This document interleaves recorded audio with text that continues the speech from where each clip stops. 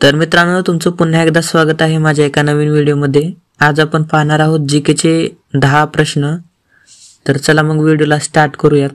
आजचा आपला पहिला प्रश्न आहे, साप लगातार किती वर्ष झोपू शकतो? तुमचे ऑप्शन्स आहेत 3 वर्ष, 2 वर्ष, 5 वर्ष, 8 वर्ष। उत्तर माहित असेल तर लगेच कमेंटमध्ये टाइप करा। या प्रश्नाचे उत्तर आहे 2 वर्ष।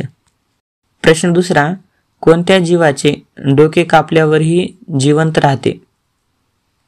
तुमचे ऑप्शन्स आहेत फुलपाखरू, उंदीर, कॉकरोच, मधमाशी।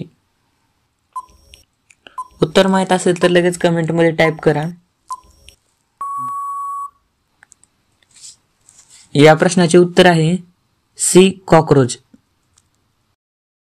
प्रश्न तिसरा, माणसाचे हृदय एका मिनिटात किती वेळा धडकते? तुमचे ऑप्शन्स आहेत 70 वेळा, 72 वेळा, 80 वेळा, 82 वेळा।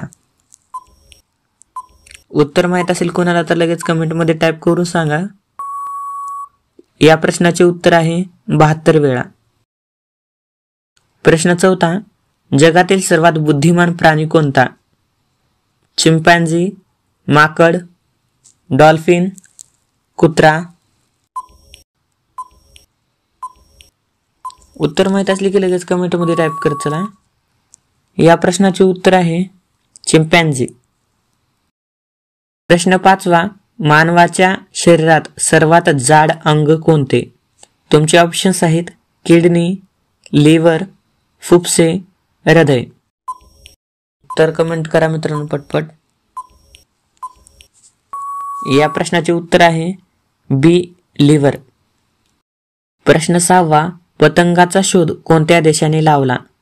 तुमचे ऑप्शन्स आहेत ए, भारत, बी, चीन, सी, रूस, डी, पाकिस्तान।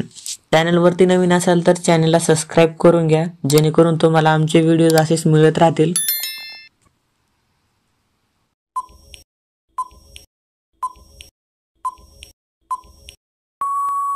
या प्रश्नाचे उत्तर आहे ए, भारत।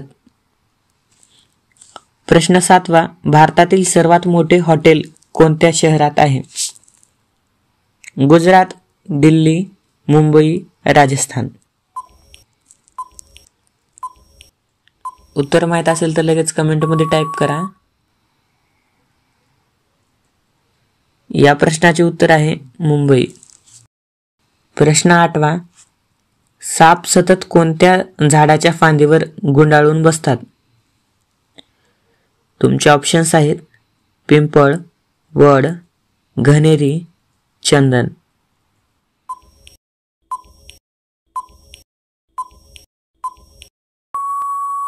या प्रश्नाचे उत्तर आहे डी, चंदन। मित्रांनो, आजचा महत्त्वाचा प्रश्न आहे, कोणत्या फळाचे रस पिल्याने मुतखडा लगेच बरा होतो? तुमचे ऑप्शन्स आहेत लिंबू, डाळिंब, तुळस, सफरचंद। मित्रांनो, उत्तर माहित असेल तर लगेच कमेंटमध्ये टाइप करा।